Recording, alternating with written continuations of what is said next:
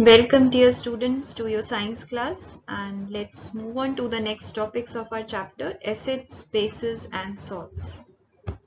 The topics which we are going to cover today are, we are going to learn about base, weak and strong bases, their properties physical and chemical, uses of bases and about neutral substances. The substances which have a bitter taste and feel soapy and slippery to touch, they are called bases. Most of the bleaches, soaps, toothpastes, cleaning agents, they contain bases. Some of the common examples of bases are like sodium hydroxide, NaOH, potassium hydroxide, KOH, magnesium hydroxide, Mg OH whole twice. This is also known as MOM or milk of magnesia. We will talk about it later.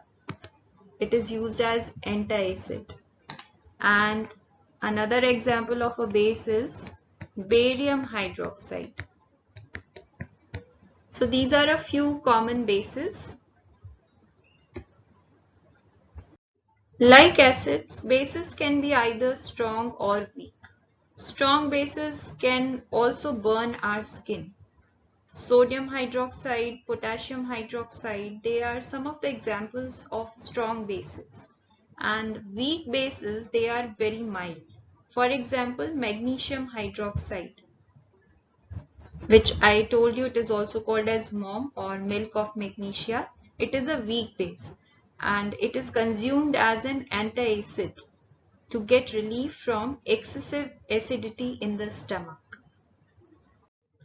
Let's see the properties of bases. First have a look on the physical properties of bases. And as I have told you, bases are bitter to taste.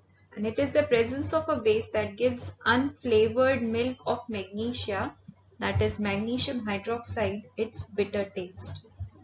Bases feel slippery to touch. And to test it, put some drops of window cleaner between your fingers and you will feel the slippery feeling of a base. And this is the reason why detergent or soap left on a wet floor makes it slippery. So bases are soapy and slippery to touch and they are bitter to taste.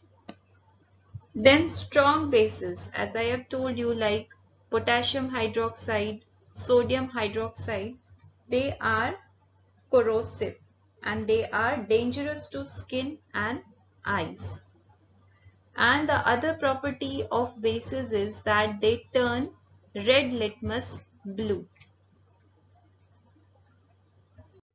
Now let's see the chemical properties of bases. All the bases are not soluble in water, but there are some which are soluble in water and they are called as alkalis.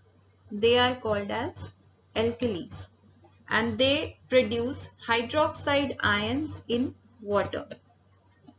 They produce hydroxide ions in water. Then another property is that bases react with acids to form salt and water. And this we will see in neutralization reaction. I'm just showing you how they react. Let's, for example, take HCl. It reacts with NaOH. HCl is hydrochloric acid and NaOH is sodium hydroxide. And both of them react to form a salt which is NaCl along with water and some heat is also released. So bases react with acids to form salt and water.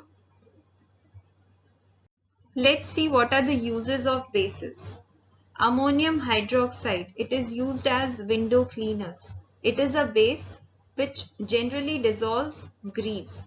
They help in eliminating stains and tarnishes by reacting with oils and fats.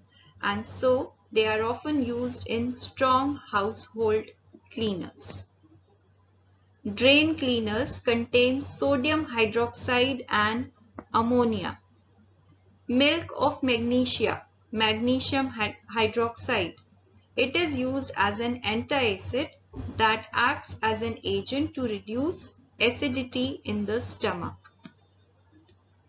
Sodium hydroxide is used for making soap, rayon, and paper.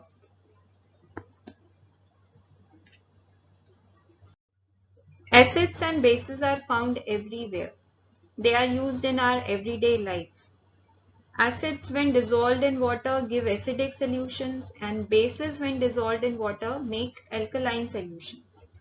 But there are some substances which are neither acidic nor basic, and such substances are called neutral substances. A neutral substance does not change the color of an indicator, as we have seen the change in the color of litmus paper in case of acids and in case of bases. But there will be no change by the neutral substances. And the example for neutral substances are pure water, salts, lotions, eye drops, etc.